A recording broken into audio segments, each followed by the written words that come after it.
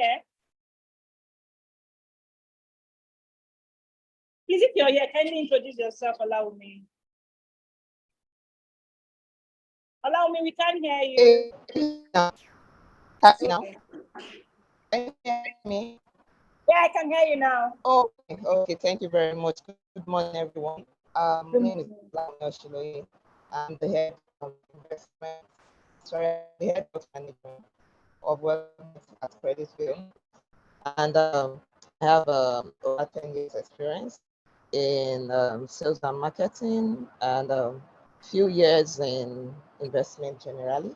I'm glad to be here and willing and ready to contribute my own quota to the topic. Yeah, thank you for having me.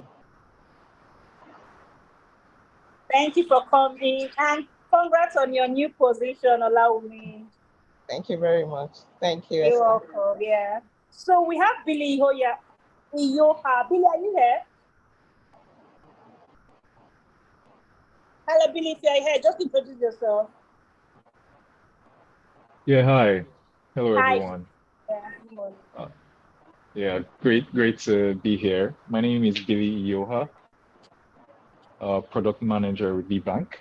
I started product team to turn out products that address customers' challenges, right? Your everyday transactions you'd like to carry out and all. One of which is the topic for today, investment opportunities as well, investment product. I have about 7 years work experience as a product manager so far. Great to have everyone on this call. Thank you, Billy. So Ebere is unavoidably absent. I think his son is sick, so he has to rush to the hospital. So today we just have the four speakers now.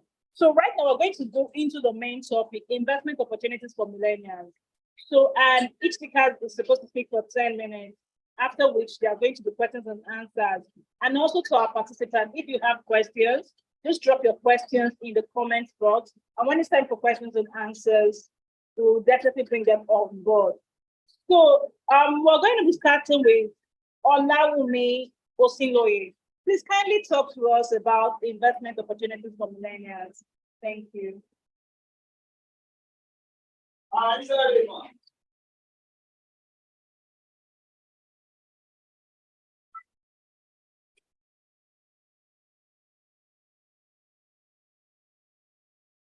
Allow me, are you here? We can hear you.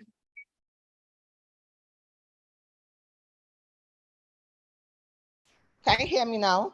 Can you hear me yes, now? We can hear you now. Yes, we can hear you now. I was actually talking. I forgot to unmute myself.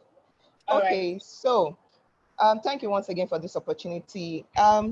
Let's start by quickly looking at who the millennials are. I mean, these are, in a nutshell, these are people born between the year 1981 and 1996. And we consider those people born within those years as the millennial. On the other hand, what is investment? Investment is an asset we acquire or we invest in order to build our wealth and save money from the hand-earned income or appreciation, right? We all know the way the market is or the way it works. We work so hard to earn a living and everybody wants more money. I mean, we make money and we want more money. And we are looking at how do we do it? How do we go about it to make more money? What can we do to make more money? How does investment work? Basically, investing work when you buy an asset at a low price and sell at a higher price. So you're looking at your return. What do you stand to get when you place your money or a particular product on something? What's the return you'll be getting on it? You know, we all don't want to do an investment and not get something higher in return, right? So this type of return on your investment is called the capital gain, right? I mean, while I'm talking, please, I'm open to questions and all of that. So it's called the capital gain. When an asset gains in value between when you buy and when you sell it, it's also known as appreciation. It appreciates over a period of time. You know, this goes in line with some investment opportunities which I will quickly talk about in few minutes, right? How do you start an investment opportunity, or how do you start investing as a millennial? First of all, you look at it, you decide, it's a mindset thing. Are you willing to go? Are you ready to go? However, the earlier you start, the better. Start as early as possible. Start today. We tend not to know or not to be able to determine what exactly we want to do. But I mean, the earlier you take that decision, the better. Now, do your research, do some background checks, look at where exactly do you want to do or place your funds into, do some findings about the company. Then you go ahead. If it's okay by you, open your account, select an investment strategy. How do you want it? Is it a long term? Is it a short term? I mean, these are how you start your investment as a millennial. And then try as much as you can to monitor the performance of your investment. Now, when you monitor the performance of your investment, it tells you if you will go ahead with that particular area of investment you picked, or you want to take a break and try other options, without taking out the fact that diversification is very key in investment. You don't put all your eggs in the basket. Try as much as you can to diversify, spread your risk in a nutshell. How do you build your investment portfolio as a millionaire? Like I mentioned earlier, look at it, do your research, balance your risk and returns. There is no investment without a risk. I mean, that's given. You can't do investments. You can't move ahead without a risk. Spread your risk, create your portfolio. While spreading your risk, do the long term and the short term, looking at what you might need the funds for. How soon do you need it? What are you planning towards? You know, these are things you will consider when creating your portfolio. Now, try as much as you can to stick to your principles. At the beginning of your investment, you should stick to your principles. It takes a lot of discipline and self-determination to do this. I try as much as possible to tell the some of my customers, especially the younger ones, you know, restrict yourself from certain things for you to be able to achieve this investment you want to do. Now, let's quickly look at the opportunities we have. Investing as a young adult, I mean, we consider the millennials as the young adults. Yes, we all know young adults, you know, that's the bracket we're talking about. There are countless investment opportunities in Nigeria, right? Like I mentioned earlier, it's all risk involved. But first of all, the opportunities are countless, like I mentioned. I will first of all say educating yourself is very key. That's the number one opportunity I'm looking at now. Because if you don't educate yourself, how do you want to understand what you will be what you'll be exposed to? Yeah, so to say, what you'll be exposed to. How do you want to put it down? How do you want to know more about this? So educating yourself in that area is very key. Do your research. If you need to read books, read it and find a way around it to improve, so that when you get to that point of making a decision, it will be easier for you to kickstart and take it up from there. Another investment opportunity for millennials in Nigeria, I'm particular about Nigeria because I believe we are all in Nigeria, or majority of us are in Nigeria, and so let's concentrate on that. Another investment opportunity in Nigeria is real estate. I mean, and this doesn't even have to do only in Nigeria, it also goes abroad as well.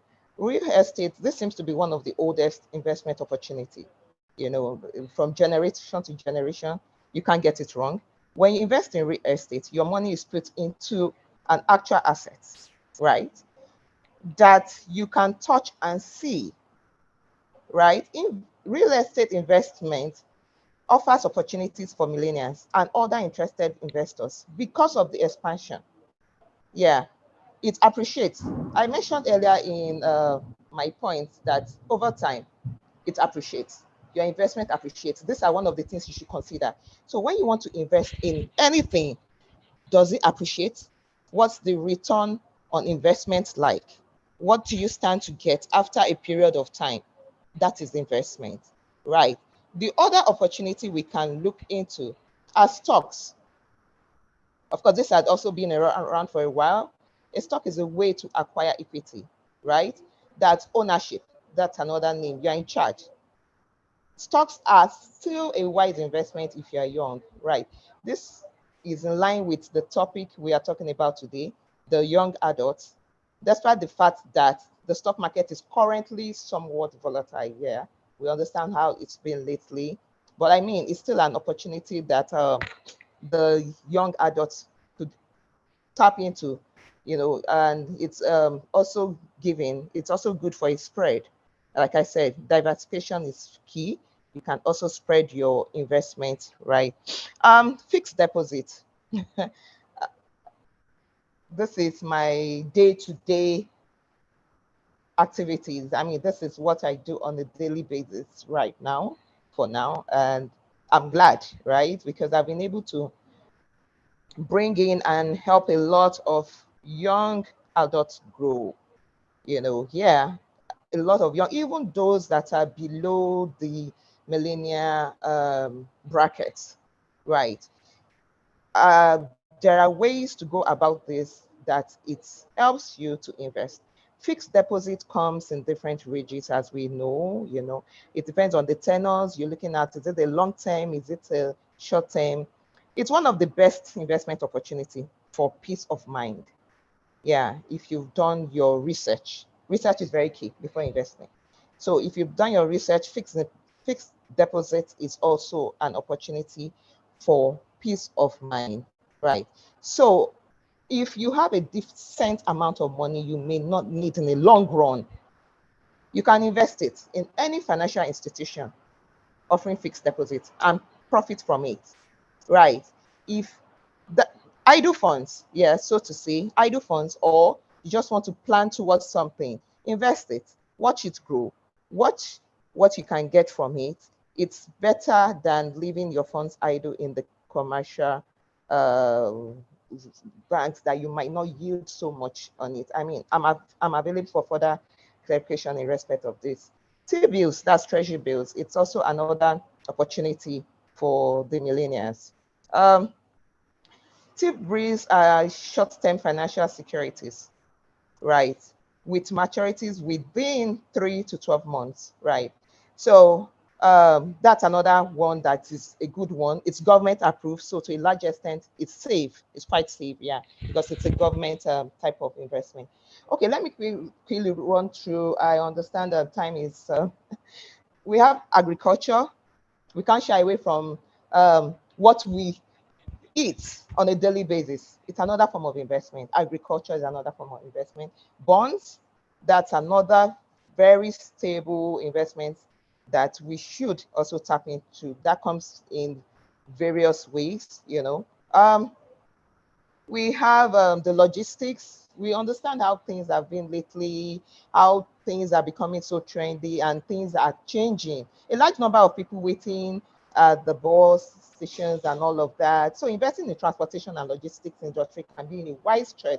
Manufacturing is very, very key in investment opportunities. You can come up with, we have a lot of people on social medias now that are tapping into so many opportunities. You see some people making things by themselves, right? It's investment. It's an investment. You see some soap, bags, shoes, and all of that. I mean, these are investments that in the long run, you get your return on investment. Yeah. Without taking much of your time, let me quickly round up now. The majority of individuals are aware that they should be investing, right? Many may not have thought about the advantages of investing as young adults. Starting early with investments can help you to accumulate your wealth over a given period of time. Plan for the future. I mean, start early. The future is tomorrow, but start today. Financially, it also helps you to plan for the children ahead, right?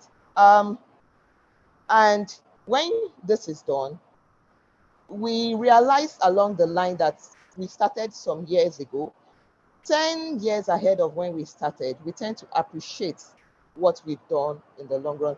So let's just take note of these few opportunities I've mentioned, and I'm available for further questions or clarification in respect of this. So I don't take too much of time because of other participants. Let me take a leave here. Once again, thank you very much.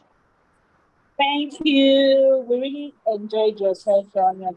So thank you, because you made us know that there's real estate. I, for one, I want to invest in real estate, but I'm always scared based on everything you get. Most times, it's very profitable.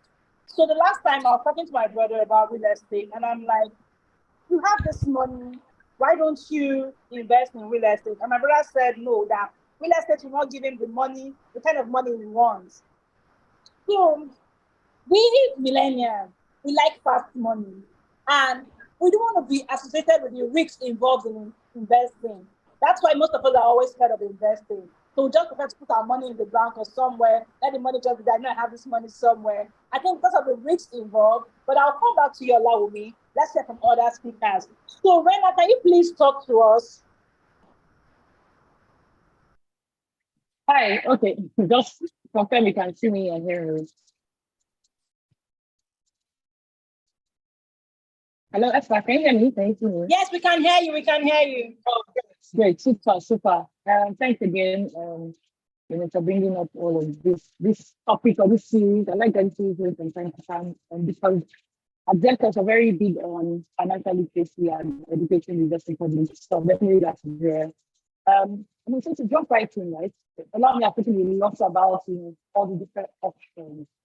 And from an investment perspective, generally speaking, we're going to consider for millennials, right? To consider before investing. So I'll talk about inflation, for instance, and I don't go into really technical details, but just how do these things affect us, and how are what we need to consider before investing. We have inflation currently at 23%, so 22.04%.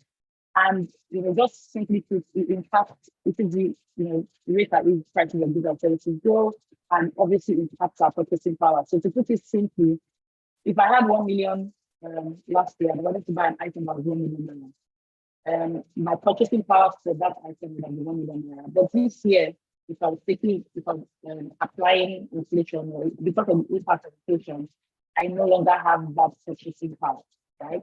And so if I wanted to buy that product today, that the price of that product would have increased by 22%. Putting it simply.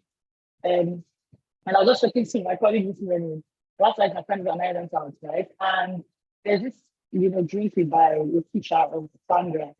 And last year it used to be 13,000. In fact, between 11 and 13,000. Yesterday, we went to buy anything. So 22,000. That's just literally real life impact of inflation, because the prices have gone up. Therefore, my purchasing power is reduced, right? So that's something you need to consider in investing. Interest rate is also something important, because as the interest rates go up, for instance, it impacts your, for the investor, for someone who's investing, obviously you're trying to close the gap between where your money is at right now and inflation, right? And close the gap as much as possible. But you also need to consider, if you're borrowing for a borrower, or you run a side business where you are borrowing, then it obviously impacts your borrowing costs. That's something else to consider. So there's no right or wrong answer, just to be aware of where we are economically, and use that knowledge to kind of take decisions. Unemployment is also at 3%, right? Set to go, or estimated to go up to about 40%. And so the question is, how am I preparing for my future? What are the kind of things that will impact unemployment globally and locally? And how am I reinventing myself for, upskilling to build my earning capacity? Because, like I said, you might not be able to beat inflation, but can you increase your earning capacity at least, right? And also, can I get additional streams of income by building a capacity? Taxes is something else to consider. Your personal income tax, or if you run a business, your corporate income tax, and the almighty black tax, which your cousin has studied from somewhere, your old friend from school, people are calling on the monies that you are making. And while it's great to do, it's also something you need to consider and plan for, right? Because those requests will come.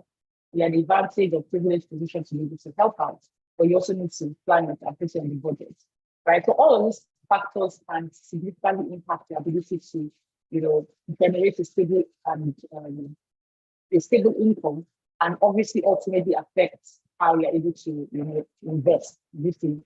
And so why it's important for millennials specifically to invest, or why we even having this kind of series. And even though it's important for everyone, like I think Olawumi had mentioned, people even younger than millennials. So it's important for everyone to invest, but specifically we are speaking to millennials because if you see the age range, right? So 1981 to 1960, which is about between 27 years to 33 years, you can see that's where the largest economic activity happens. So we are young, vibrant, economically viable, or add to the economic activities. So everything that we do economically impacts the larger economy, right? To a great extent because of that wide range of this generational group. And so it's important that we understand the roles that we play, where we fall within the economy, our culture and our habits, and how they show up in our investments. And as millennials, it's important that we develop healthy, savings and investment culture because, you have the 27s and, upwards, just, starting early in their career, trying to maintain some stability. You have those at 43, and then going upwards, also trying to, a bit more stable, hopefully, and, trying to build generational wealth and some kind of stability for, retirement. There's a lot of, but also realizing that while that gives us the capacity, hopefully, to save and invest, it also means that we have a lot of financial responsibility to our older parents and to our kids, right? And so this group also has a lot of financial responsibility, and we need to be mindful of that. And you will see that because we're also seeing a lot of people retiring later rather than earlier. And that's because all of these economic factors impact, our ability to, get a retain more, right? And so you see a lot of people still active in their older years. And that's something for us, especially the older millennials, to be mindful of. So I like this perspective by a guy, Alex Komozi, that I follow on Instagram. And he says there's a lot of focus on the S&P 500, as we should, we should focus on that because it's one investment, outlet. But we should increasingly focus on the S&P 500, meaning that we need to take responsibility for understanding our landscape, whether economic or otherwise. We need to take responsibility for our personal habits, right? Learning, experimenting, building additional sources of income, like I said, understanding finance and investment, understanding ourselves, because there's a lot of, financial solutions, investment solutions, all of these things. But if we understand ourselves and our style and our habits, right, we can only control that, right, and see how do these things affect me and how do I express these things or do my habits and what do I need to be able to control. But ultimately, we pretty much have to take responsibility for our lives, for understanding all of these things, stuff that, a lot of you set up, for instance, understanding your unique circumstance and taking deliberate action to, doing something about it. And, I'll stop here and let other people, continue, but that's the angle I very quick on this one. Thank you, Rena. It was really nice. So I have questions for you. I'll come back to you after the question. So Billy, can we hear from you, please? Billy, are you here? Okay, good. Yes, hi. Okay. Hello, everyone. Can you hear me? Can you see me? Yeah. Okay, hi, everyone. Again, thank you for this opportunity. It's really great to be a part of this, right? Firstly, before I dive into the topic of discussion, just a brief background of VBank, because this links to the discussion for the day. Just to confirm everyone can hear me, because I don't seem to see anything on my screen. Yes, we can hear you. Yes, we can hear Okay, you. great. Okay, great. Thank you very much. So, like I said, a quick brief background on VBank. We're a foremost microfinance bank, which at our core, we're a driver of digital banking, and we ensure that this digital banking journey is as seamless as possible, right? Now, as a digital bank, we operate solely through our digital channels, such as the VBank app and our websites, and basically just providing services, products and services that address our customers' needs, even down to whatever segments there is, there'll be the retail or corporate, right? Now, with our focus on simplicity, security, and customer experience, we are a popular choice for those looking to bank in a more modern way. Now, bringing it down to investments, right? And why I started with the whole introduction of VBank. Let me paint a picture to everyone now. The previous speakers have actually said it all, to be very honest, right? But let me bring it down to home and paint a picture to you. You plant a seed, right? You water that seed continuously, and then your seed grows over time and then becomes a tree that bears fruits. Now, this fruit you can eat, and then you can replant those seeds and grow more trees and keep that cycle going, right? Now, that's exactly what investment helps you to achieve. Your investment are financial seeds, basically, that solves your immediate or long-term goals. Now, the way you plant and water your seed is the same way you make the decisions to invest and nurture that investment. You may watch it grow into a fruit-bearing tree. Is the same way your investment will grow and earn interest until maturity, which you can then reinvest to make tenfold interest down the line, the same way you plant your seeds. Now, this analogy is basics, right? Just covers how you should see investment. Now, it goes beyond just investing and watching it grow. And it's important that as young adults, you get interested, we all get interested in financial affairs and wealth creation, because truth is, it can be a tedious process, right? I know, but when you think of the returns and how empowered you will be, that should be a major drive to everyone. Whether you want to start investing or add to your existing investments, making investment decisions can be quite tough, to be very honest, right? Because there are so many different options out there. So many, I mean, you think of tying down your money over a period of time, right? So there are a lot of factors to consider when making these investment decisions. But in all of this, investments are one sure way that young adults can beat inflation. And then, unlike the older generations, right, where young adults like ourselves, we have decades to let our investments grow and compound, meaning that even small contributions today can turn into significant sums in the future. So by investing early and regularly, you can take advantage of the power of compounding interest and see your wealth grow exponentially over time.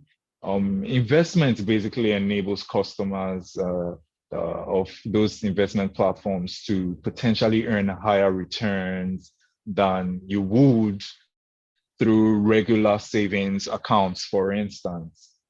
So there are a couple of things to note when going into investment as a new investor, for instance, right? If you are planning to grow your wealth, there are a few things you should know. But the basics, the most important basics, is that you should have a financial goal, first of all. If you don't have a financial goal and you're just you're just investing for the fun of it, you might then end up making bad investment decisions down the line because you just want to invest, you just want to be a serial investor. So there's a way and a process to investing. right? So first of all, you need to know your financial goals. What are your financial goals? What are you investing towards, right? Where do you see yourself in the next 5 years financially? That is one question you need to answer and outline properly. And then how much time are you willing to dedicate into these investments, right? Because the more the time, the greater the time, the more the returns on your investments, right? So are you in it for a 2 year tenor? Are you in it for a 3 year, 5 year, 10 year? You can have as multiple investments as possible, depending on your goal again. Then, do you have emergency funds? Do you have some funds set aside to cater to your everyday living? Because what you do not want to do is to invest and have to pre-liquidate your investments again, because this will just mean at every point in time you are taking from your investments, right? It's like planting a seed, watching that seed grow, and before it's even bearing fruits, you are already chopping the tree down. You're cutting the leaves to make food, you're doing all of that. You're not even letting the tree grow, right? So it's always important that you have some funds set aside from your investments. You set aside your investments from what you need on a day-to-day basis, right? Um, all in all, time, goals, and plans are very important when considering investment. And investing can be a great way to grow your wealth and secure your financial future. But in reality, it really isn't easy. And that's why we have provided smart investment opportunities that make it easier for customers to enjoy, right? I mean, we understand that each customer's investment needs are unique, and we tailor our investment solutions to those needs with a wide range of investment options, including our various investment accounts, our fixed deposits, even our savings accounts, which you even get a 5.4%, which you readily wouldn't get in the market, right? And a lot more products, investment products. So as a customer, you can choose from a variety of investment options that suit your financial objectives, your risk appetite, and basically time horizon. These are things you should look at, right, when going to invest. And basically, you get to earn amazing returns on your investments. Okay, I could speak a lot more, but let me allow others to speak. Thank you, Billy, for this. I'll get back to you. So let's hear from Fatima. Fatima, are you here? Okay, great. Yes, hi. Hi, Fatima. Okay, yes, I'm here. Okay, do I need to share anything or I should just run through it? If you want to share your screen, you can. But if you just want to run through the topic, you can. Any which way. Okay, because basically, I guess my other colleagues have spoken deeply about investments. You know, we all know who Warren Buffett is. He's like the father of investments, as we call him, you know. I was looking at his history, when was it? I noticed that when he was a millennial, you know, he was worth about $274,000, you know, but today that man is worth over $115 billion, you know. And what did he do? It's all about investment. So, you know, he always, one of his quotes is, you don't have to be wealthy to invest, but you have to invest to be wealthy. What does this say to us, you know? So, you know, we look at people that invest money, billions of nairas or dollars, or millions, you know. We look at them as, oh, okay, they have money. But you'll be shocked that people invest little by little. So, you know, I know of a lady that has 3 kids, and immediately she puts to bed. From the hospital, she called me, oh, okay, can we send a form to her? She wanted to open an account for her baby. And I was like, you're still in the hospital? She said, yes, please send, because people are already giving her money. This woman is very strict about investing money for her kids. every month she puts aside 50,000 naira. You know, I got curious, looked at all her kids, the two kids that we already had opened their accounts for, you know, years back. And I noticed how much she has saved over a period of time. You know, you'll be surprised at even what a 10,000 naira will do for you over a period of time. You know, I did like an analysis. A 10,000 naira monthly over 20 years, let's say 20 years, how old are the millennials today? So imagine like a 5,000 or a 10,000 naira was put aside every month for like the past year. So let's take, for example, like for 15 years, you're not, for 20 years, you haven't been able to touch the monies. It's just monies that anytime you have like a 10,000 naira, let me even say monthly, you just put it there. Do you know in 20 years, you would have accumulated almost 10 million naira. Actual figure is 9.892. If you're having like a 12% return, you know, if you're having a 10% return, you would have accumulated like 7.5 million, which is monies that, you know, when you look at 10,000 naira, how much is 10,000 naira? If I'm putting it aside, what will it do? But over a period of time, this is what that would have given you. Compared to you're just dropping it in an account and saying that, oh, okay, you're saving it. It would have given you just 2.4 million naira over a period of 20 years.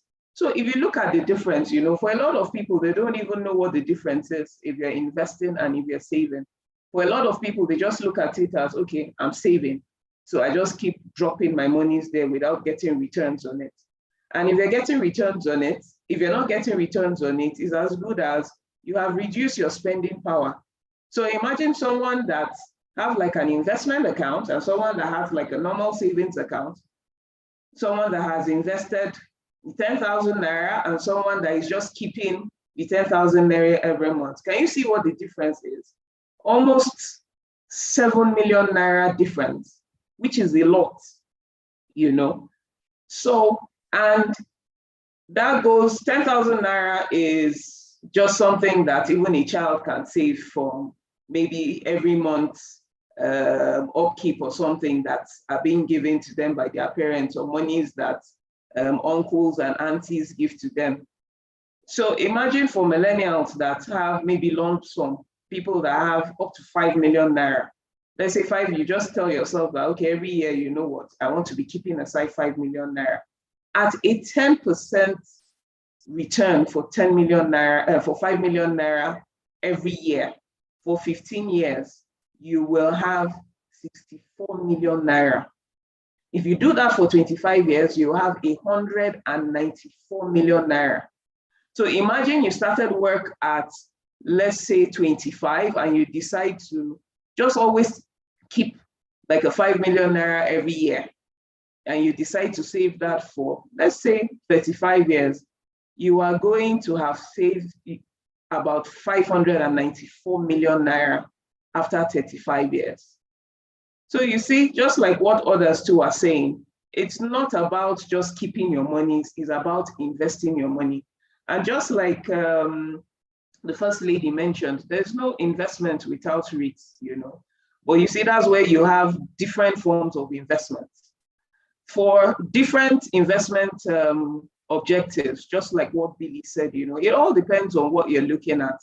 It all depends on what you want to save. It all depends on your age, your position of where you work, you know. With that, you can decide and look at, okay, where is my risk appetite? Am I someone that doesn't like risks at all? Am I someone that is moderate? Am I someone that is aggressive? You know, by the time you begin to answer those questions, there's a lot of places where you find like some questionnaires. In Codros, we have those questionnaires where it just gives you like your risk assessment. Okay, I don't like risks at all. What kind of investments can I go into?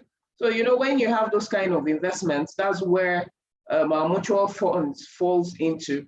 With mutual funds, with our Codros mutual funds, under the mutual funds, we have like 5 different mutual funds.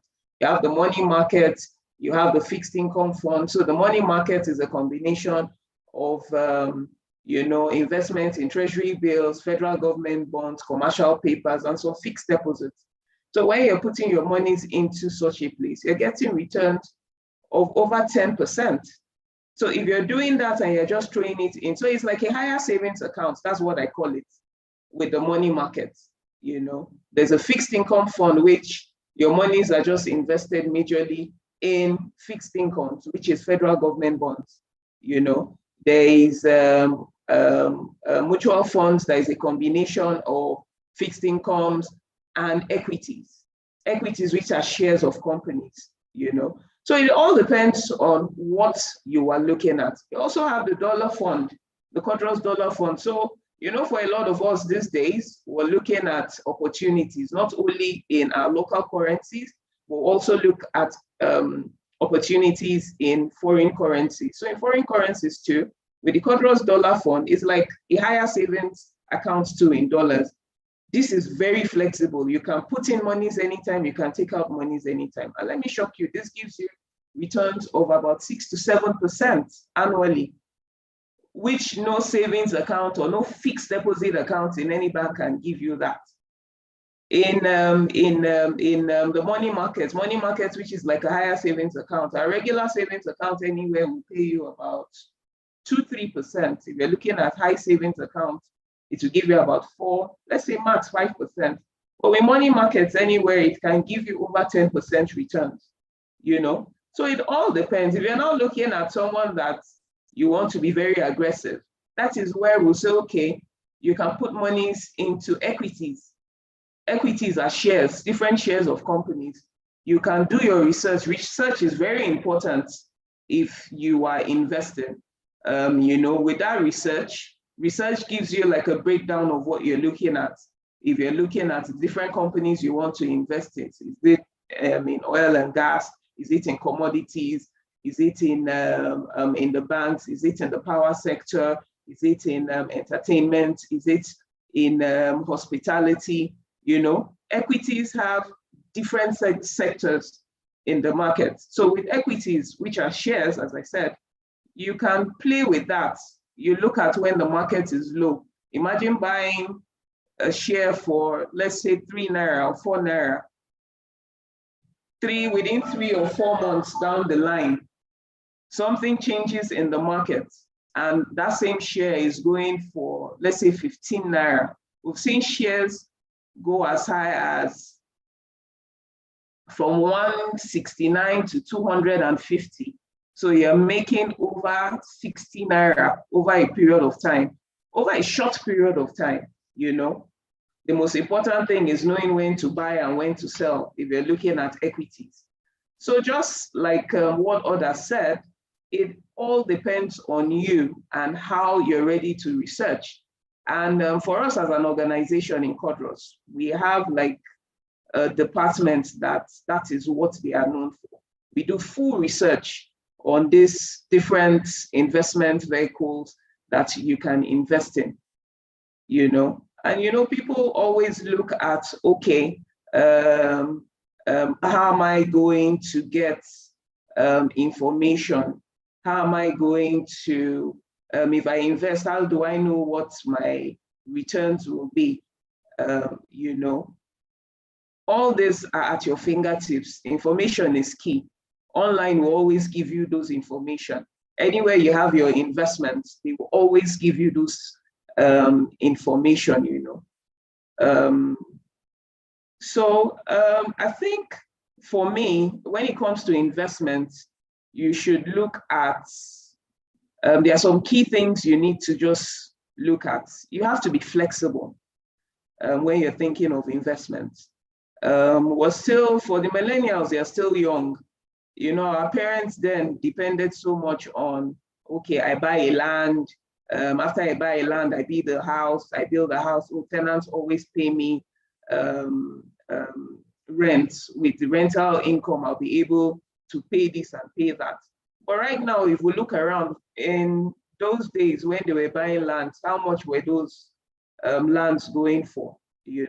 So now if you're thinking of buying a land, you're spending millions buying a land, you're spending millions buying the different things you use in building, the sand, the cement, you know, and all that. Now getting a good tenant that will be paying you your rent annually without going to court or without, you know, it's a lot. So there are different vehicles of investments that you can consider now. Yes, rent, real estate. Real estate, yes, you can buy and sell. You know, you can buy land, build houses. For me, if I'm buying a land, I should buy a land, not build, maybe leave it after a while. I sell it off and move to the next, you know. But when it comes to, I like liquid cash. Cash is king, as we always say. If you are in need of cash at a particular time, if you have a land or you have a house you want to sell, trust me, someone as at that time will take advantage of pricing you low because they know you are desperate. But you know, when you have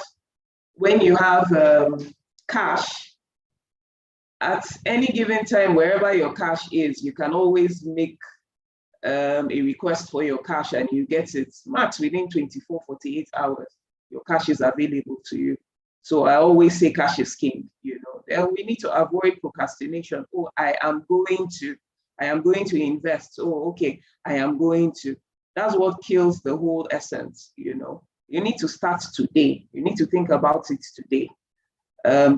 Avoid procrastination, you know, and be consistent. If you start up an investment and you know that, look at what you earn. If you're a business person or a salary earner, look at it. Look at, okay, this is what I earn. This is what I can keep aside. You know, and if I keep this aside, it won't really hurt. For people that also, I always tell people that get promoted, yes, if you get promoted, you are earning this. Your life didn't change when you were earning this. Now that you're earning something higher, pretend that you're not earning that new funds or new monies that is coming in. Take out the excess that is on top of it and keep it aside, you know. Always also look at what your investment objective is. Are you looking at long-term, short-term, medium-term? You know, if you look at all this, it will give you an idea of what you're looking at. Who says that you cannot have all that? You know, you have things that you want to achieve short-term. You have things you want to achieve long-term. You have things you want to achieve medium term. So there are always these investments available to you. Just like what the previous person said, fixed deposits. Fixed deposits too are available to you. If you have a particular time in mind that you know, okay, you might be needing that money, you can say, you know what, I now be needing this money in the next year. So I can as well fix in my money for a year. And you know, rates right now are doing good. You can look at rates between, you know, like an 8% to up to like a 15, 16%. Commercial papers will pay you like good returns on your investment. So there are a lot of things you can invest in. Don't just keep your monies idle, you know. You need to also understand what your cash flow is and choose a particular investment that works for you. You can have different in your portfolio. So you can have a portfolio and have like different investments in different portfolios. You mustn't just limit yourself to a particular investment. This is what I want to do. This is what where I want to stay. This is the investments that I've been doing over a period of time. No, you shouldn't just restrict yourself to the regular. A lot of people say, okay, it's only T-bills I know, or it's only bonds that I know, you know. And you know, bonds are longer term investments if you don't have that long term to keep your monies for. So you really need to understand your cash flow and everything possible, you know. So wealth is not really determined by the investment performance, but it's determined by your investment behavior. So let me stop here. Thank you so much, Fatima. Thank you to all our amazing speakers. I've really learned one or two things. So, investment opportunity is actually a vast topic, and it's actually difficult for a lot of millennials to invest, maybe because we're scared of the risks involved. And an average millennial finds it very difficult to research. So we always want readily made things for us, right? So I want to put my money here. What I just want to know is how much am I getting at the end of this month or at the end of this year? So I'm going to ask each and every one of you a question, although I still have some questions. I want to ask, in a downtown market, how do I ensure that my capital is secured, that I'm not losing my capital, that, okay, I'm investing, my money is still there. So if anything happens, is it going to affect my capital? Because there are a lot of risks involved in investing. And I think every one of us would want to know the risk involved, how our capital is being protected in a downtown market. So anybody can go first. Okay. Thank you everyone for your time. And let me start by saying, like I mentioned earlier, the research, right?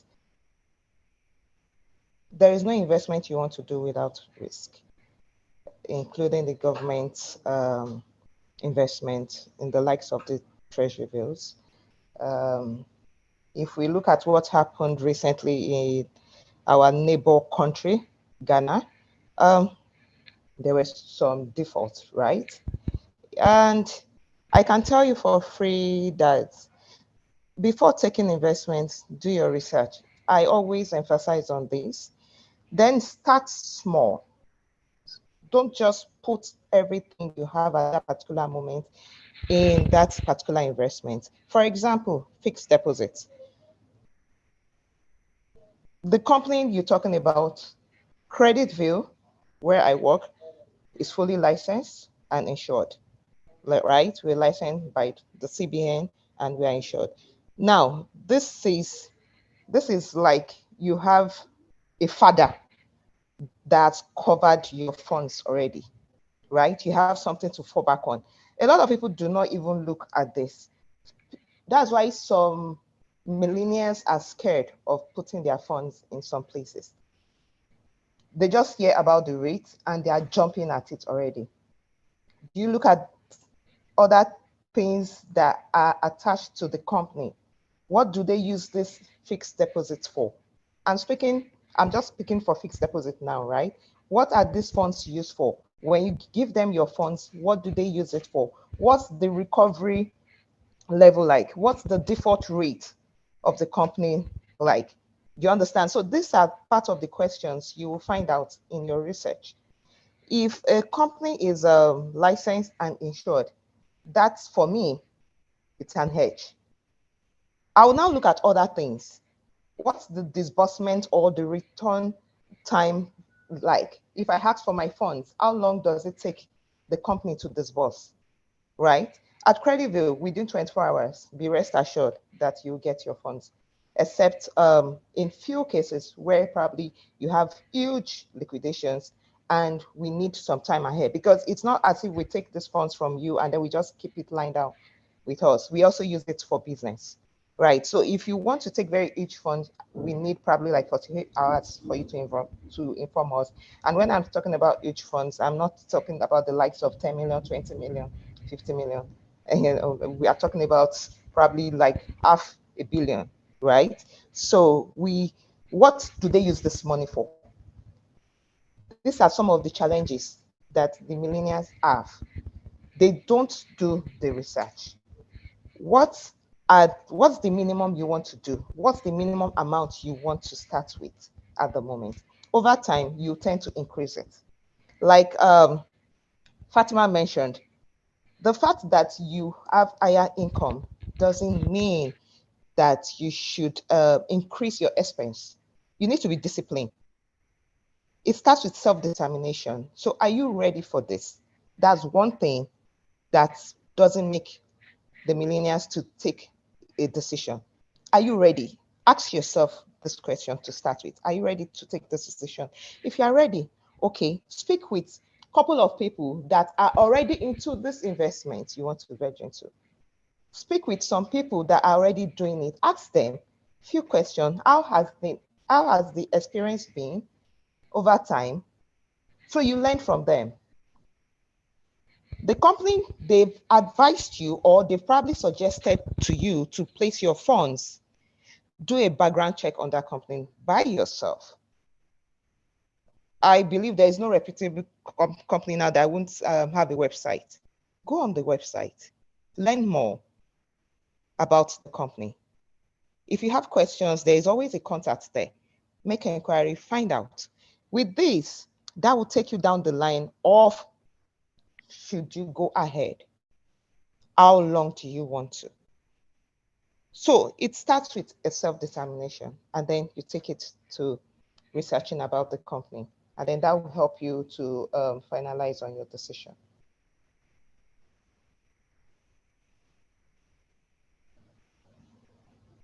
Thank you, Alaomi. That's why you're muted. Okay.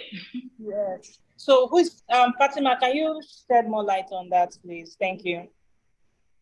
Okay, so for me, aside from also researching about the company online, you can ask around, just ask people around that have had like an experience with that company, what they've done, the questions to ask, okay, have you done any redemption? What are their payments? What are the timelines for payments, just as she said, and all that, for payment timelines, I guess the minimum should be 24 hours, which for us, yeah, same day, 24 hours max, 48 hours, just like she said. But I don't think I've seen a situation whereby we try to do up to 24 hours, For research, it's always good that you do your research. Very, very important. So as you're doing your research, you're going online, talk to people about the place you want to invest your monies in. Just as I said earlier, this information is on our fingertips. We can get information everywhere and anywhere.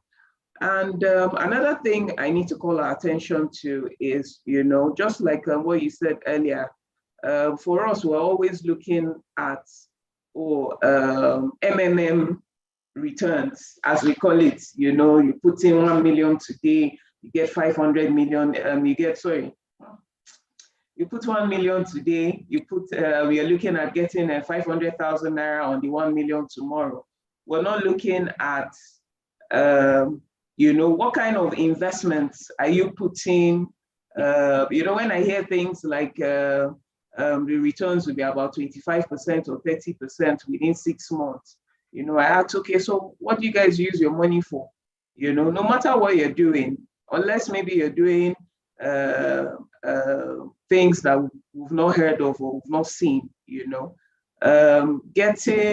putting in 1 million, and by the next month you are being paid like almost 300,000 of that, So unless you're doing buying and selling, maybe what you have done is you have bought this at a very low price, you're looking at it changing price within a period of within 2 days or 3 days, or you have like insider information or something, which in most cases, at times, does it happen? Yeah, at times, does it happen? In most cases, it doesn't happen that way, So we have to be very careful too in where we put monies, especially when it comes to rates. People just telling you, okay, give me. I've seen situations whereby people put in monies to tell you, oh, every 2 months or so, they'll be paying you a particular amount. The first 2 months, you receive the first batch. By the next 2 months, you are waiting for payment. You hear that, oh, okay, this company, they are no longer available. You go to their office, you hear that they've packed up. I went somewhere one day and I saw a lot of people they gathered around some guy, and the guy kept talking about, oh, if you put 2 million every month, we'll be paying you about 400,000, and at maturity, you get your 2 million. My head, I was trying to wrap my head around it. I came back to the guy and I asked him, please, okay, what do you guys do? He said, no, they are like an investment. For what's the name? Immediately, just as I said, information is at your fingertip. I went online, went to look at them. Online, what I was seeing was something different. So I went back to him and said, please give me a breakdown of what you guys do. He said, oh, they have a transport company, they have this. He was talking, and you could see that this guy wasn't confident in what he was talking about. He kept just going about, okay, I know they do this, they do this. He couldn't pinpoint exactly what they were using those monies for. And then rates in the market generally, was doing, even T-bills was doing about 2%. And you're telling me that you're paying over 20-something%. What are you using the monies for? Even if you're doing transportation, the transportation that you buy the vehicle, you will service. If you carry passengers, you will buy diesel, or you buy petrol for the car. You pay the driver, the space that you're occupying. When you look at the breakdown of a business, okay, you're renting a place, how much are you paying and all that? So how will you make that money within 6 months? The guy couldn't answer. He said, oh, okay, no, they do this, that. They also have an office in Dubai. I said, okay. I looked at the address, the office they had in Dubai. I Googled it, I checked it. It was nothing to write home about, but trust me, if I tell you how many people had invested their monies with this guy because of the returns, the first 2 months they received it for 1 or 2%. I kept following up. Have they paid you? They said yes. I said, okay, thank God. Do you know, after that first 2 months they paid, till today, that company is nowhere to be found. For some lady that put in her 2 million, I was expecting 4.4 million. What they paid her was just 400,000 for the 2 million. So 400,000 compared to 2 million that you've put in. And when you're doing all this investment, first thing first, you need to look at these places or these organizations. Are they registered with SEC? You need to look at all that. So just like what she said earlier, there's a lot you need to do about research and all that. I know we hate to look at information, but it is key, and it is very, very important that you look at that. Thank you. Thank you, Fatima. Billy, can you please talk on that? How to make sure that my capital is protected in a downturn market? Billy, are you here? Yes, thank you so much. Hello, can you hear me? Can hear you. Okay, great. Thank you so much again. Yeah, so basically, as an investor, right, you should always consider the inflation rate and interest rates, right, before taking investments, keeping in mind that these are inverse proportions, right? So when an investor invests in his assets in the stock market, for instance, the value of his investments will diminish over time to the extent of the rate of inflation, right? The more the inflation, the more the reduction, basically, right? But let's look at fixed deposits, for instance. This just basically, everyone here, we're all young adults, right? So I think more often than not, you would, to the extent of your capacity, fixed deposits are something we can actually go into aside the other higher forms of investments, right? So I always like to bring it closer to home, closer to base, where we can relate, right? Where we can easily relate. So on fixed deposits, for instance, these are low in risk, right? With guaranteed return on investment. So based on your duration, your investment is safe, right? So whatever investment on your fixed deposit you make at a particular time at a particular interest rate, that is an open contract, or rather a closed contract for that tenure, right?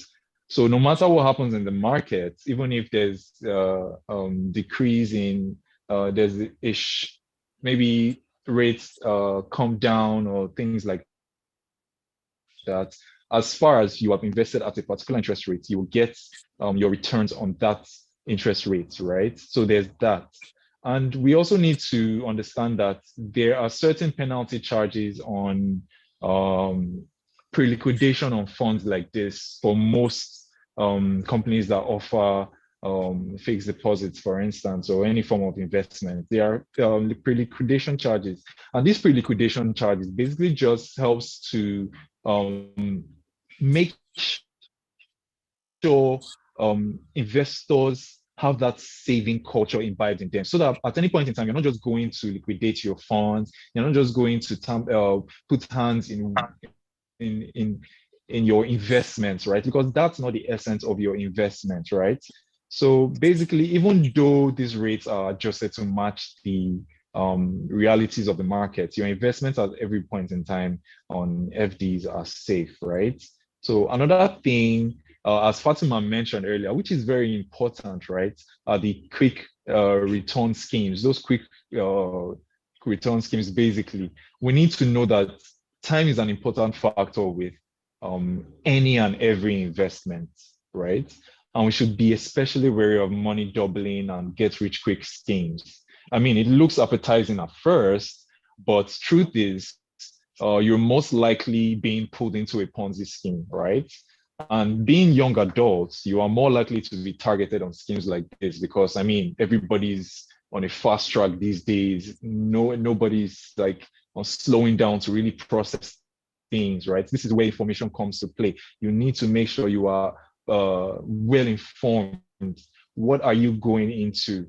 What does this contract entail? Are there hidden charges? Are there hidden fees? Are there things that you need to know about? Right? So we need to get more involved in things like this. Financial discussions are not a walk in the park. They are not fun discussions, to be very honest, but they are an important conversation to be had, basically, right? So basically, we need to learn to slow down sometimes and just do our research. Like, it cannot be overemphasized, right? So bringing it down to VBank now, just so we even know the kind of investment opportunities we have here. We actually have one of the highest investment rates on our FDs, on our savings, even savings accounts, right? You have one of the highest rates in the market. We have products that addresses setting goals, right? If you'd like to set certain goals part time, if you want to set a 1-year goal, 2-year goal, there are things you can do.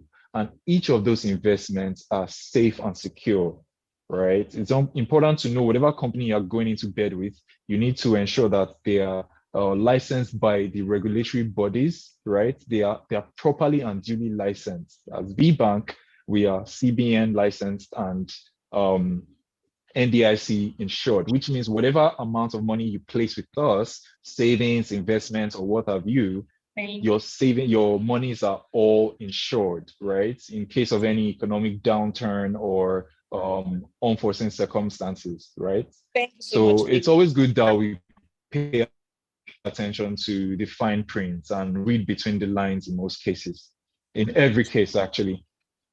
Thank you. Thank you so much, really. Yeah. Rena, are you here? Hi, I'm here. Can you hear All right. me? Okay, that's true. Right. Yes. I mean, everyone's focused to research is important. Ensure that your counterparty, the firm you're dealing with is regulated. But I'd also like to talk about like diversification. It's very important to diversify your portfolio, meaning that you have allocation to different asset classes, such that there's always, if there's a downturn in the market, they all don't behave the same way. So you at the end of the day, you help limit your losses, especially for higher risk. And if you're a higher risk investment, you see, if you're investing in stocks, you want to do what we call defensive stocks. So those are stocks that are of companies that that no matter what happens in the economy, practically most of the economy, they're still kind of stable because we focus on staples. So things like stocks of companies in the healthcare sector, or in the food sector, consumer staples, right? So people will always use tissue paper, people will always eat rice, those sort of companies. You want to have some allocation to those kind of companies because they provide a more like stable return in a downturn, simply because of the nature of the assets, generally speaking. You also want to invest in bonds because On the one hand, if you're locked into, say, a bond is long term, right? So if you allocate some investments or some of your monies to a bond, say a 5-year bond, I know that in those for those 5 years, you literally would suffer no loss, all things being equal, meaning that nothing goes wrong with you. Right? But typically speaking, or generally speaking, you should be fine. Also, you get coupons, at different intervals that help, with your cash flow needs. And then I think Billy had also mentioned, and with Fatima, about cash, or cash equivalent. So investing in more liquid assets like the mutual funds would help you so that even when you're locked in on some other asset classes for the long term, if you have a pressing need, you don't then go and try and sell that investment, because if you're going to look for that investment, if it's locked in the bond, for instance, and the market is not in your favor at the time you want to sell, then you'll be losing value. And so you want to keep some, stash in cash, right, or cash equivalent, not cash, it's a more like money market funds type investment, so that you avoid selling in a rush or your other investments, and then keep monitoring, keep yourself informed, do your research, like everyone has said. That's how you protect yourself. Yeah. Thank you so much, Rena. So we have some questions there, but I would like to beg all the speakers, can we please answer the question in like 1 or 2 minutes so that we can ask all the questions that we have on our platform? Please, we understand. Because I know we all have a lot to say. Yes. Let's endeavor to lose at least 1 or 2 minutes at most. Thank you. So somebody asked and said, I read, please can you advise us on the best places to invest in, and what's the minimum about to invest? I think the minimum money to invest in.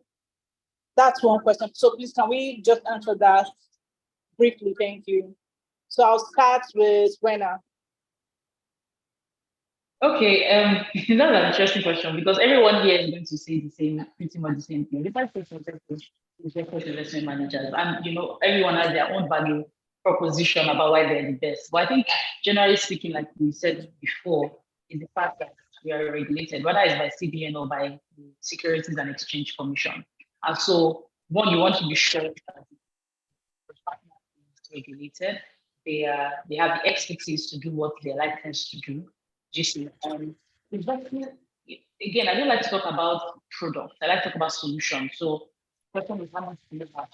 What time horizon do you have? Are you investing for the long term? Like, I think I said about clients that invested for our kids for a long time.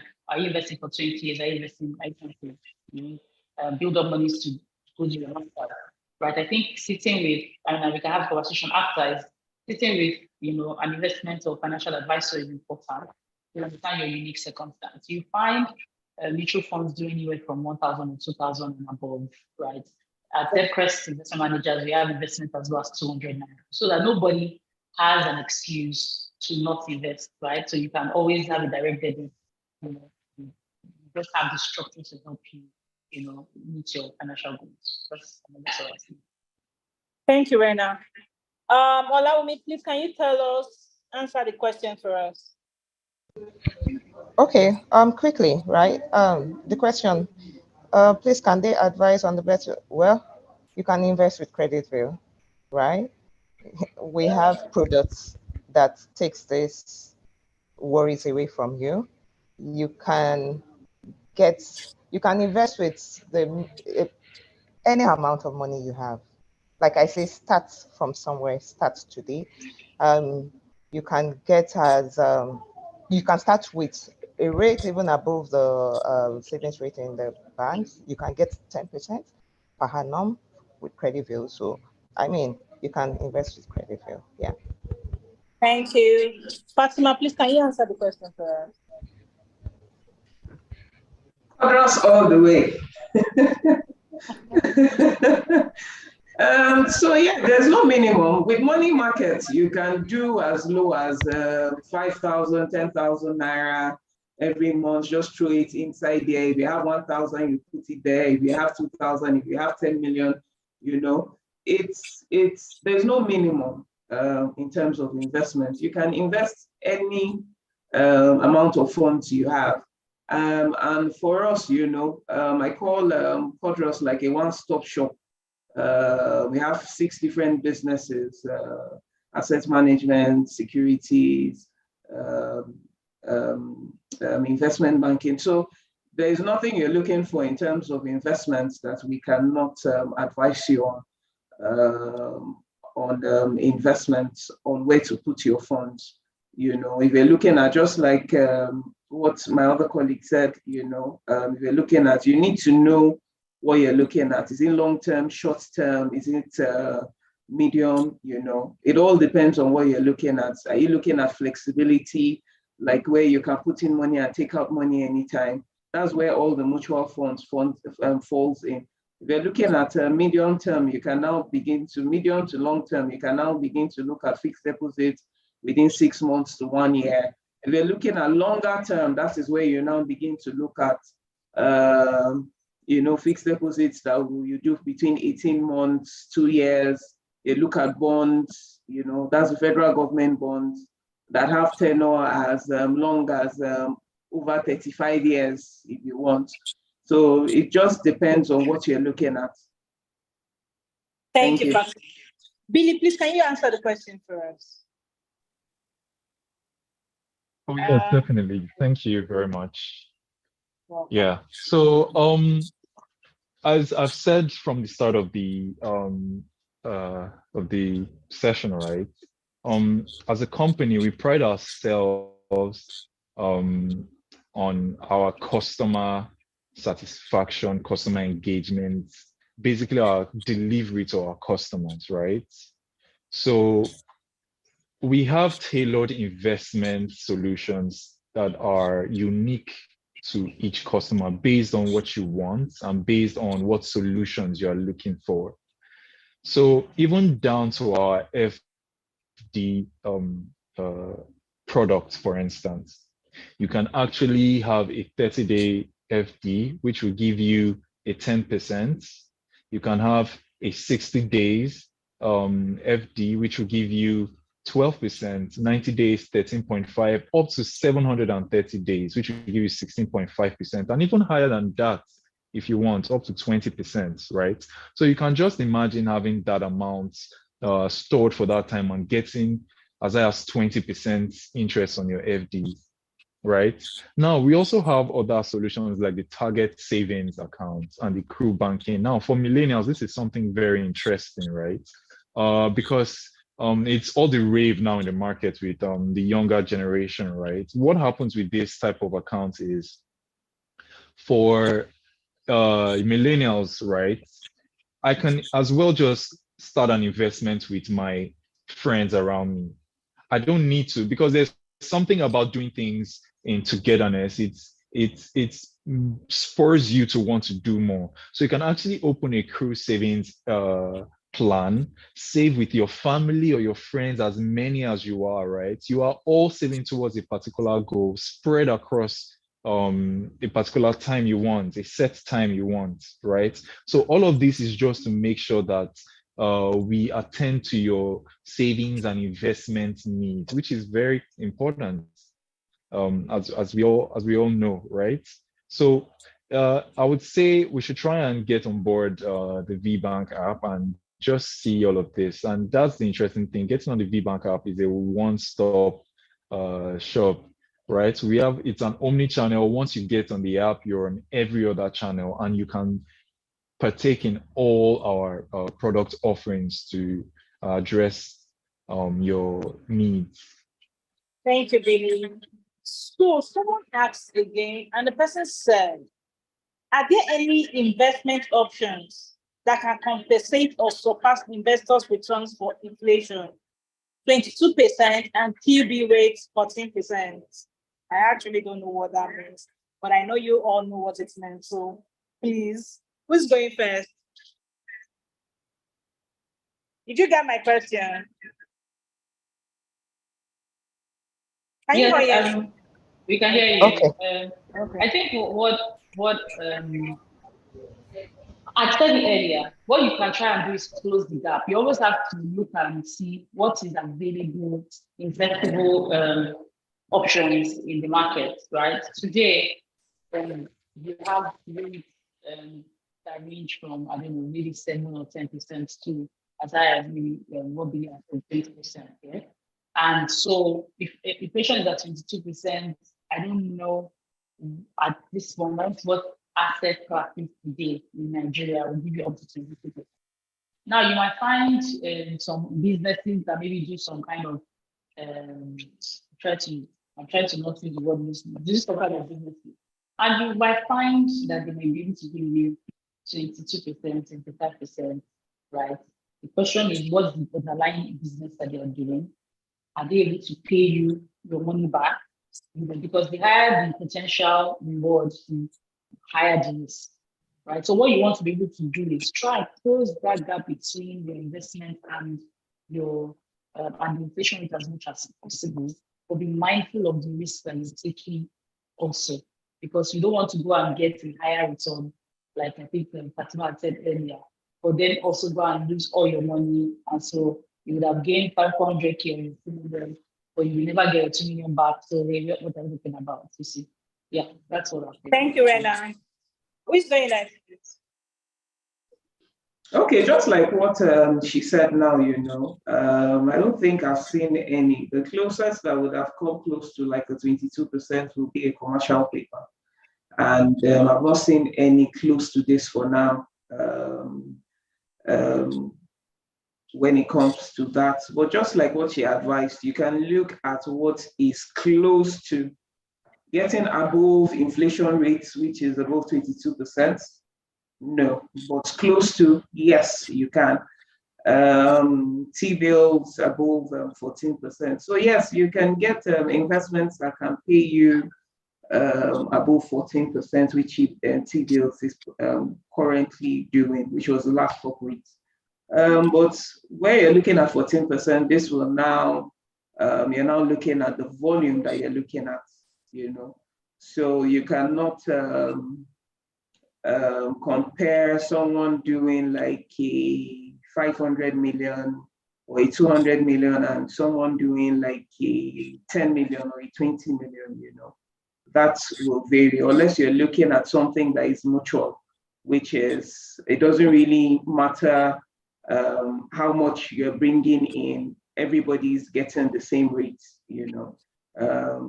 So that's that. So you can look at something that is close to, you can look at treasury bills, you can look at commercial papers, you can look at bonds, but federal government bonds are long-term. So if you're ready to do long-term, yes, because coupon rates are between 12 to 16%. So yeah, you can look at that. Yes, you can look at that thereabout. But getting something above inflation, I will say that will be difficult. But you can get something that will close the gap. Okay. And reduce your exposure.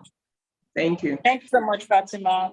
Billy and Rena, and you allow me. Okay. Yeah, so I think what I'll just add to what the other speakers have said, right, is I think another important strategy to this is diversifying your investments, because you don't, at the same, there's a popular saying, don't put all your eggs in one basket, right? So one strategy you'd like to employ to, especially in economies such as ours, is try and invest in, after doing your research, of course, try and invest in these things that will give you the returns you're seeking, right? So invest here, spread your money, basically. Let your money work for you across these provisions, basically. That's an important strategy to look into. Thank you, Billy. Allow me. Okay. So this will just help with risk management, like obviously. Okay, realistically, there is none that will give you above inflation, the current inflation rate. However, I will also want to chip this in. It also depends on the amount. So I don't want to rule it out at the same time. It also depends on the amount you're looking at investing. in some cases. I'll still go to the line of fixed deposits with some institutions, right? You can actually get as high as that. Yes, you can, depending on the amount that you're willing to invest. On the other hand of it, the T-bills looking at 14%. 14% is for a year. That's for a year investment at T-bills. You can get that even at lower tenors with money market with some institutions like Credit View, right? You can get 14%, not even investing for 1 year. This all boils down to the amount you're willing and ready to invest at a particular point in view, right? It also has to do with your risk appetite. How much are you willing to go in terms of taking risk? It also has to do with that. The other truth is looking at the economic situation globally. It's facing a lot of heat at the moment due to the COVID and Russia war and all of that. So we need to put all this into consideration when doing our investments. So that's just the bottom line. It's doable. At the same time, it's not doable. Thank you, Olawumi. So I have like other questions sent to me. I'll just join them together because of time. So somebody said, how can millennials balance risks and return when making investment decisions, especially if they have limited experience in the market? And another person said, what are some common mistakes that millennials make when investing, and how can they avoid them? So another one said, I'm just joining the three together so everybody can answer. Please take note. So with so many different investment options available, how can millennials determine which ones are right for their individual financial goals and circumstances? So please let's endeavor to answer on time so that we can close this session. Thank you. So Billy, you can go first. Billy, are you here? So if Billy is not available. Yes, sorry. Okay. Sorry, I was trying to unmute. Okay. Yeah, so question? as millennials, right? Yes. So I'll just wrap it up in one so that I don't take too much time, right? Yes, So I think at some point in my when I was talking earlier, I actually mentioned something on this about the fact that millennials, Gen Zs, millennials, they're actually a target of this get rich quick schemes, for instance, right? And because of the fast-paced environment we live in, because of the nature of millennials always wanting to get things done quick, right? There's that risk of getting into bad investments, right? Getting investments that will go bad, right? Because you haven't done your research, because you've seen a get rich quick scheme, because you probably didn't diversify as well as you should have. Because say you invest in one investment now and then in the stock market, for instance, and then rates plummet. Say there's something that happens and rates plummet. If you had your investment in some other diversified elsewhere, at least even though that dropped for say some 10%, which is terrible, you still have something working for you elsewhere. Maybe real estate, for instance, right? You have that going for you, and we all know real estate always appreciates. So again, I'm going to say this because we can't over emphasize this. You really need to diversify your investments. Have as many, it's okay to, I don't think there's anything as having too many investments as long as you have done your research, and these are investments that okay, over time, based on your findings, will have a return that would that will yield that will yield what you expect.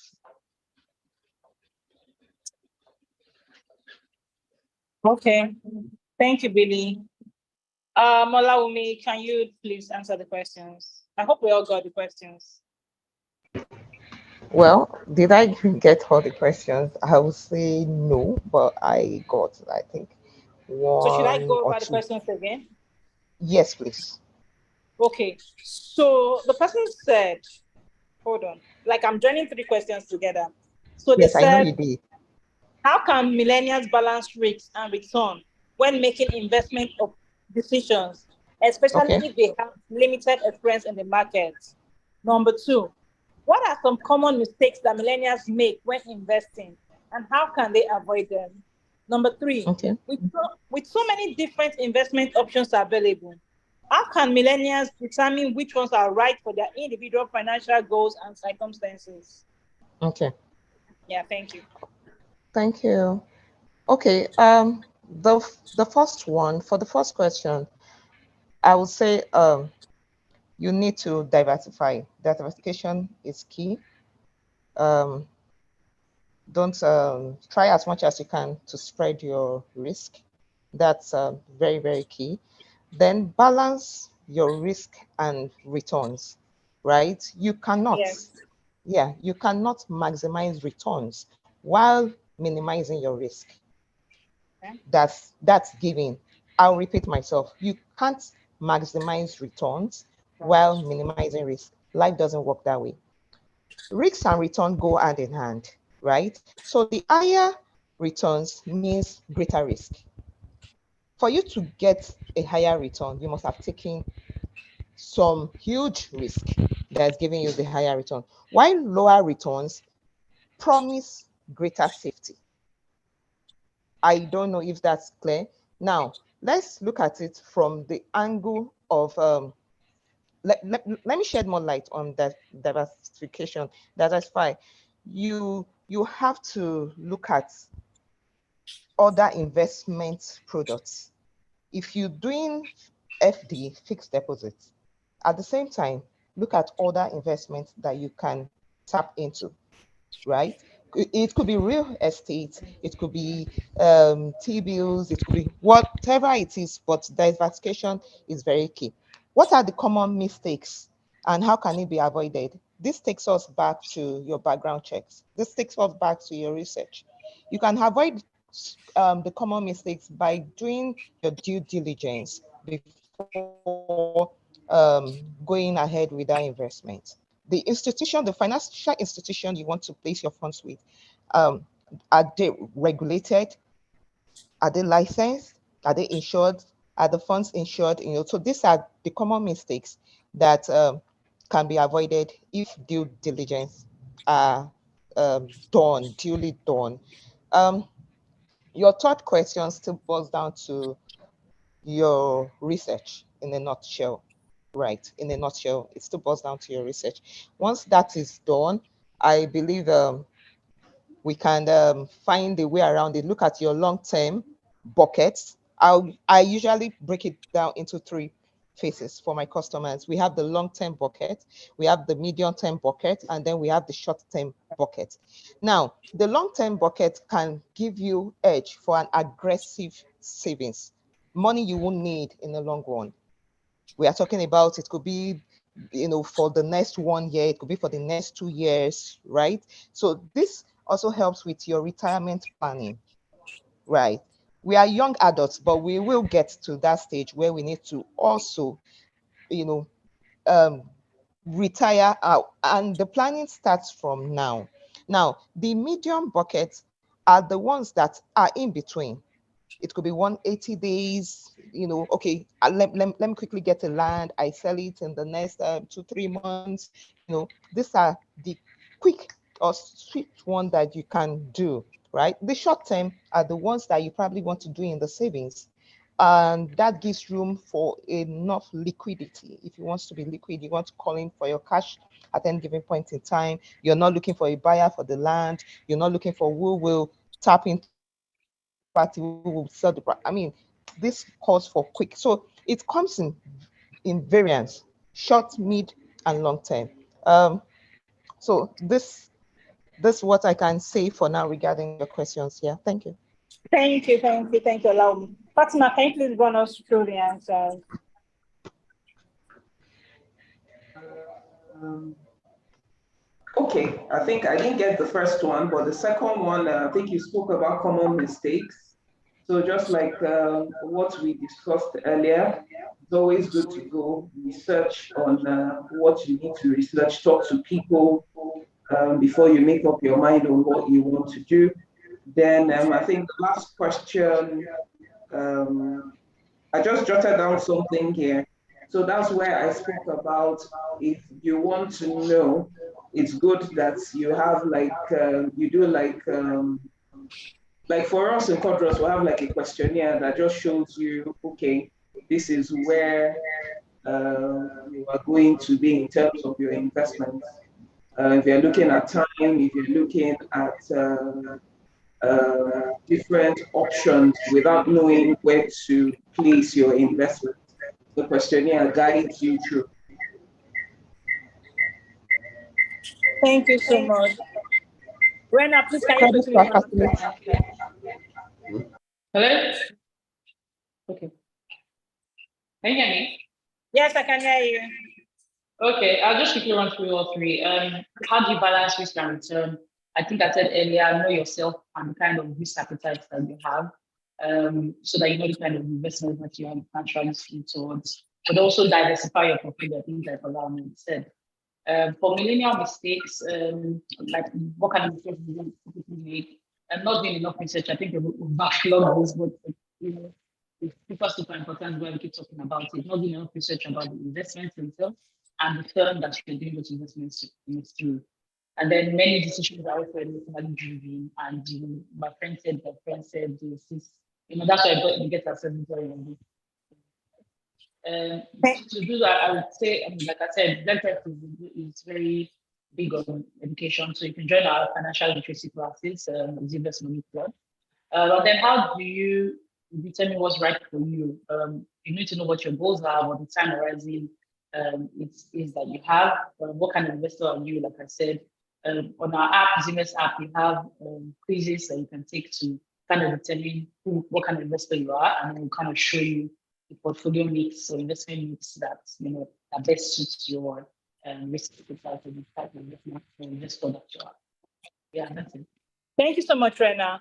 So this will be the last question for the day because I have a lot of questions, but I don't think I can take all. So someone said, what are some of the key factors that millennials should consider when evaluating investment opportunities, such as fees, taxes, and diversification? How can millennials stay up to date on the latest trend and development in the investment world? And what resources do you recommend? And are there any emerging or niche investment opportunities that you think millennials should be aware of? And why do you believe they have potential? Please, let's just 2 minutes max each speaker so we can round up. So, Fatima, you can start.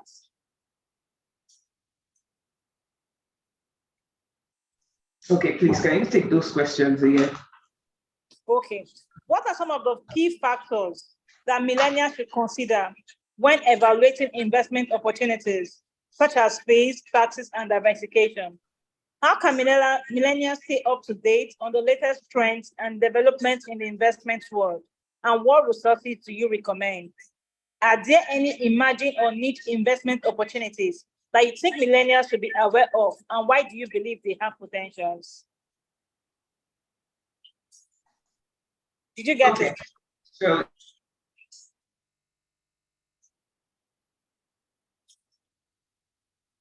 Fatima? Fatima, can you hear us? Well, she's frozen. I think she probably has network issues. Maybe Okay. let me. Rena, can you go? Yeah, sure. I mean, again, when you're looking at your investment. sorry, my network went off. Sorry. Okay. Let me just go through that and then yeah. So you need to look at what kind of fees apply because different people have different investment options, right? And so obviously fees and expenses will impact your returns overall. So you need to look at and compare like for like, right? So if you're looking at money market funds, what are the fees on money market funds, or what is my net return, right? Fund managers, studies returns before fees or after fees. So just be mindful and ask questions around what this fee is it before or after fees, right? And those are kind of conversations you can have with your financial advisor, you know, before executing on investments Obviously, what kind of tax implications? Because some are tax free. I mean, before now, treasury bills. Treasury bills had like were tax free and all of that. That moratorium, which I say, has ended.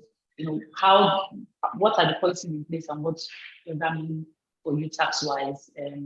As a question again, research questions, just ask questions. Where can you get fellow interest rates? I said earlier. I mean, you can read up news on all of this. Like I said, Business Club is one you can join because we hold financial literacy classes never so often. So you can stay aware of trends, but also you can, again, do your research and speak with financial advisor. I think there's a question I don't remember. Emerging trends. I mean, that would be different kinds, but I think, one of the popular things I've seen obviously is dollar investments, because a lot of people are mindful of, and I don't know that it's an emerging trend, but I think, dollar investments, whether it's fixed deposits or global equities, people having a share of, say, Netflix, fractional investing in Netflix and Apple and all of these investments, but also in dollar mutual funds where, with small amounts you can put aside, you can diversify currency-wise outside of even asset classes. I think that's something to be mindful of and look up on. Thank you so much, Rena. Fatima, is your network okay now? Yes. I've changed Okay, network. So, Rena has said majorly what I think for all of us, we practically do almost the same things. Just as she said, the dollar, the mutual funds, you have the different mutual funds for every rate that is given to you, fees and all that would have been taken out of it. Then for fees too, I remember Billy said something about for fixed deposits, if you're putting in monies and you're taking the monies beforehand, so if you're doing like a redemption or a pre-liquidation, there's a charge. So everywhere charges like a pre-liquidation fee. So that is why it's really, really important before you take any decision in terms of investments that you talk to like a financial analyst or like an advisor or something that can put you through.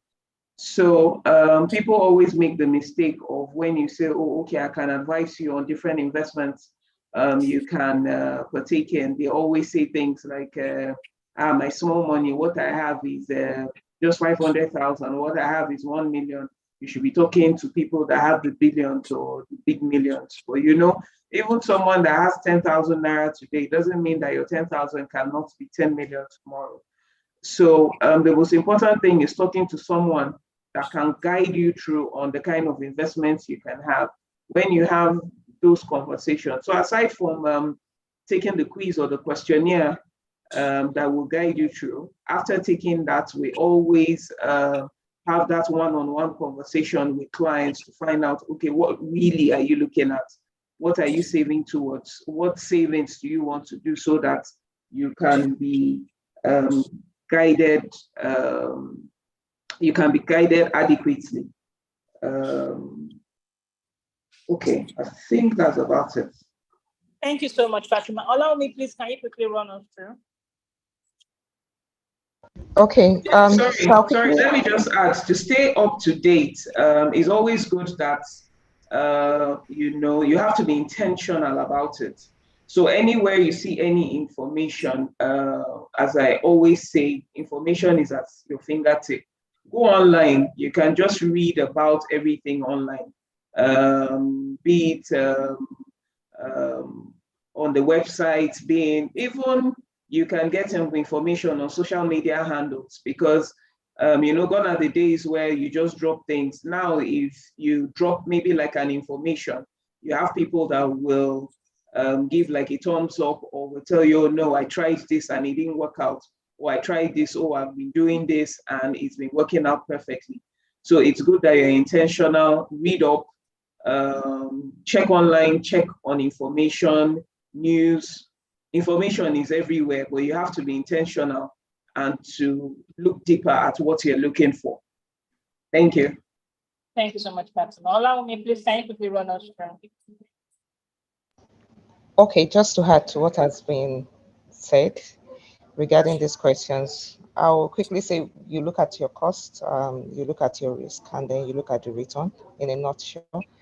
Um, Even looking at the charges, majority charges in the financial sector, we tend to play in about the same. Yeah, so it cut across, right? Except for a few cases where, there's slight difference. But I mean, in most cases, it cuts across, right? The penal charge for company A will most likely be the same penal charge for company B. So you have to look at other things that you probably want to benefit from the company, information is key. Like Fatima mentioned, it's very important that we are fully aware of what's happening in the economy. We're fully aware of what's happening with our immediate environment. Um, the the tech, has done a lot regarding these. We have mobile phones with us. We can download apps. Business day app on our phone, Naira Matrix. Listen to business news. There are a lot of platforms where we can get information from. Information is key and it's very important in taking decisions. Thank you. Thank you so much, allow me. Billy, can you please run us through?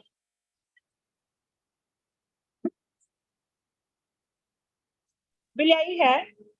Yes, I am. So sorry. Okay. Hi. Mhm. Okay, so real quick, right? Just to sum it all up. So, I mean, some of the key factors involved in taking investments, for instance, you have your investment time frame. You have to consider your time frame, right? Work with a time, your risk capital, right? So this is basically what amount are you willing, not necessarily willing, but how much can you forego without it affecting your pockets, right?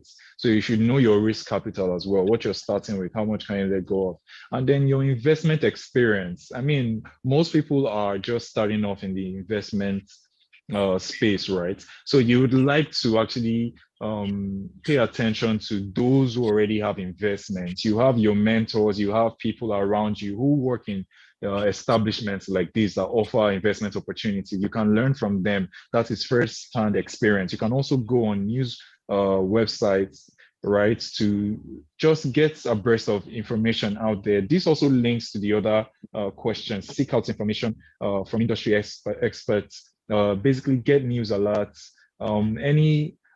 Basically just information is key, right? We've all said this. Information is key, and the more informed you are, the more informed your decisions will be. You want to make informed decisions that will lead to the results you are actually looking for with regards investment. So look out for companies, right? Most companies actually post publicly their investment offerings. So you can look out for companies like that. Make sure you read up on them and know what they stand to offer. I've been talking about VBank all day. I'm very sure most of us are getting on the platform right now. If you're not, you should and see our investment offerings there. Thank you so much, Billy. So, Thank before you. you all give advice to millennials that are hesitating to invest, maybe because of economic instability or market volatility, I want you all to write in the comment section your handles so that anybody that wants to reach out to you after this, they can easily reach out to you. So I would like each speaker in 1 minute, please give advice to millennials. Somebody like me, I'm always scared of investing. So give advice to millennials like us that are scared of investing, maybe because of economic instability or market volatility. So thank you.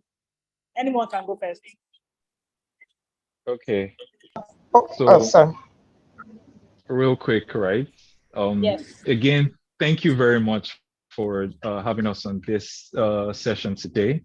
I think the most important thing I would like to disseminate here, right, is that it's okay to be afraid. It's okay to be scared of investments, right? I mean, in every area of life, fear is something that is a driver, right? So it's okay to be scared, right? But do not wallow in your fear. Try and basically try new things, try and invest. Start small if you must. Start small, see the return, see how it flows in. You can always scale from there, right? Today you're doing 10,000, loose change 10,000, you are getting 15,000. Reinvest that 15,000, keep going that way, keep going that way, little by little. Also, there is no rush in life. There is no need to be in so much hurry, right? Yes, there's a journey, there's a trajectory you've set for yourself in life, right? So we all understand that. But do you want to go fast or do you want to go far? That is what you should ask yourself. So I think I will just conclude with that.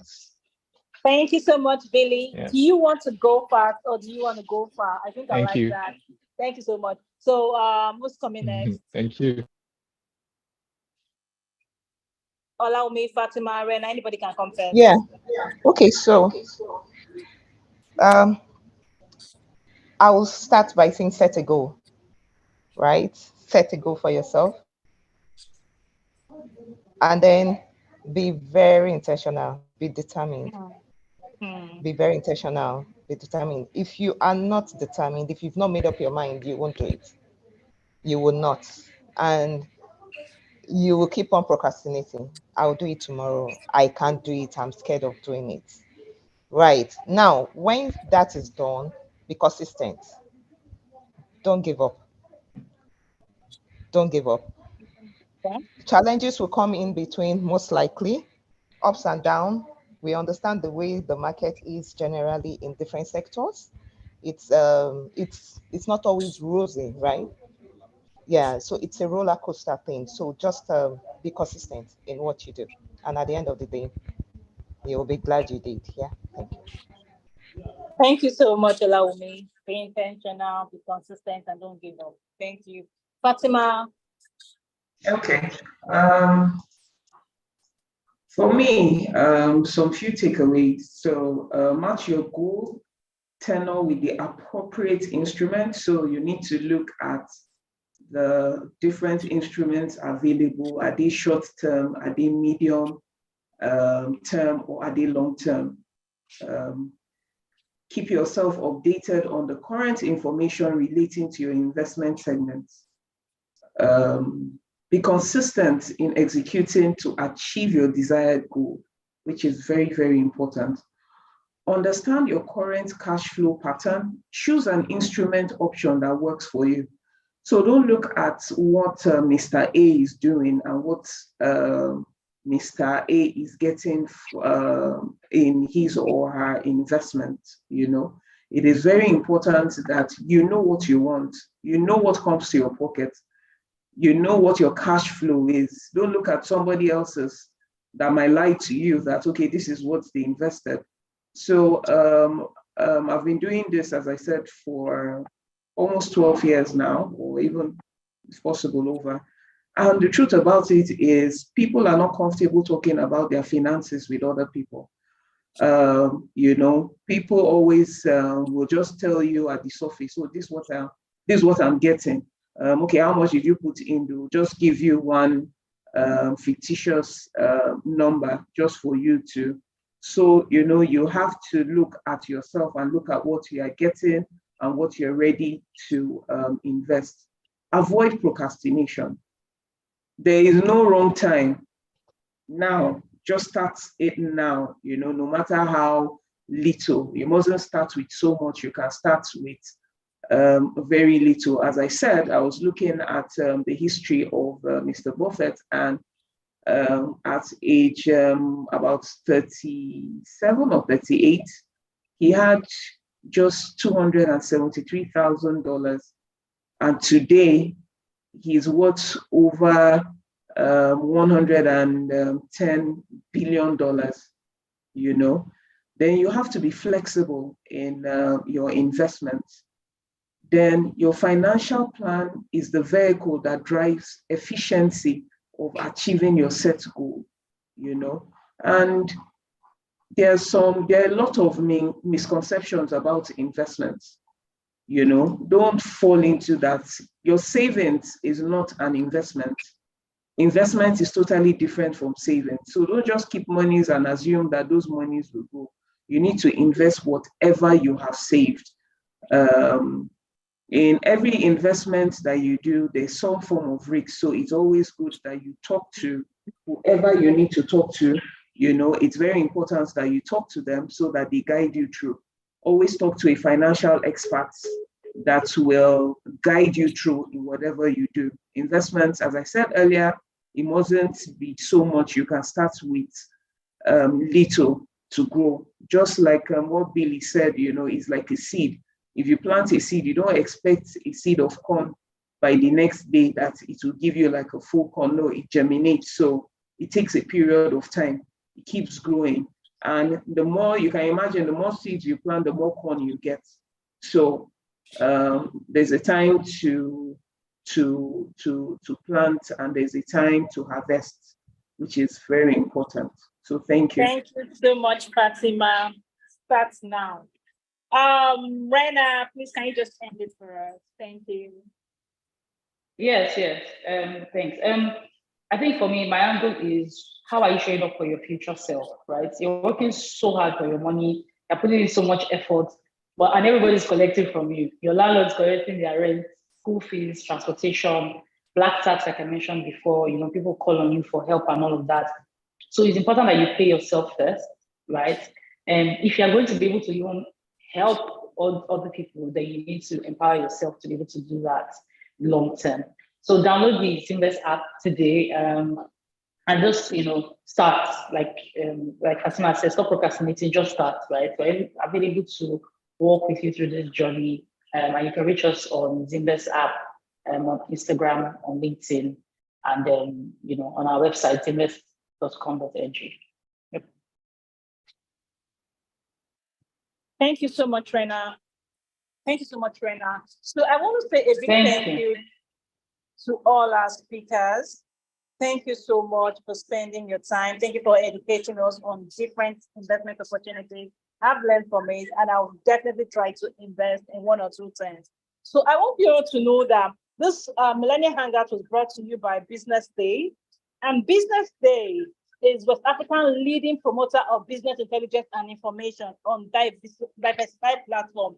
So you can make use of our platform to reach out to your target audience. Like we have a lot of people you can reach out to because we have over 2.5 million on our website and over 40,000 newspaper circulation daily. So for you to be able to reach out to a lot of people, you can always reach out to me or check out our page. Because reach out to be editorial, digital, conferences, quick and back, any which way you want. Business Day is the sought after newspaper in West Africa. So you can always reach out to us. My phone number is 08022358807. Or you send me an email if you want to know more about it. esther.owari@businessdayonline.com.